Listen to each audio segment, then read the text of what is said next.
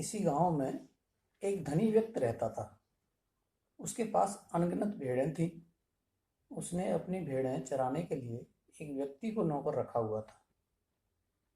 एक बार उस धनी व्यक्ति को ऐसे स्थान पर जाना पड़ा जहां समुद्र था। वह समुद्र किनारे तट पर बैठ गया। सुबह का समय था और समुद्र भी शांत था। वह तट पर बैठा ठंडी हवा का आनंद ले रहा था और दूर लंगर डालकर खड़े जहाज़ों को देख रहा था।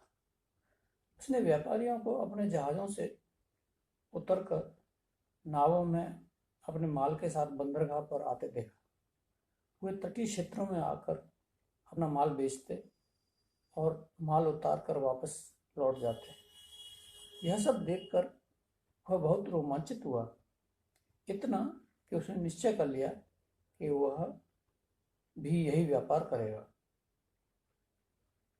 गांव वापस आकर उसने अपनी सभी भेड़ें तथा अचल संपत्ति बेच दी और एक जहाज खरीद लिया।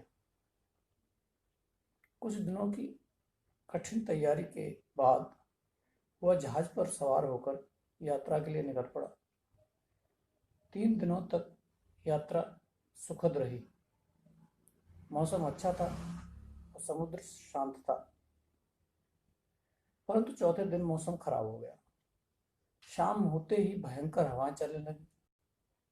तूफान से जहाज एक ओर झुकने लगा। समुद्र में उठती ऊंची लहरें जहाज को किसी खिलौने के समान ऊपर नीचे पटकने लगी। उस धनी व्यक्ति ने जहाज को बचाने के लिए सभी प्रयत्न किए, परंतु उसके प्रयत्न बेकार साबित हुए। जहाज जोर की आवाज के साथ पानी की सतह पर उभरी एक चट्टान से टकरा गया और फिर डूब गया। उसके सभी कर्मचारी मारे गए। केवल धनी व्यक्ति ही जीवित बचा। वह एक जीवन रक्षक नौका द्वारा किसी प्रकार समुद्र के तट पर पहुंचा।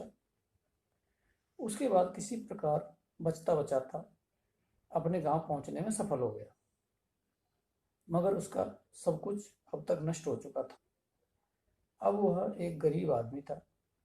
अंत में उसने उसी चरवाहे की भेड़ें चरानी आरंभ कर दी जिसे उसने एक बार अपनी भेड़ें चराने के लिए नौकर रखा था।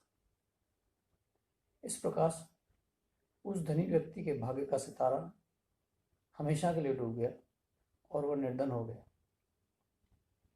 इस कहानी का निष्कर्ष यह निकलता है कि किसी व्यवसाय या धंधे के लिए उसको देखकर नहीं करना चाहिए।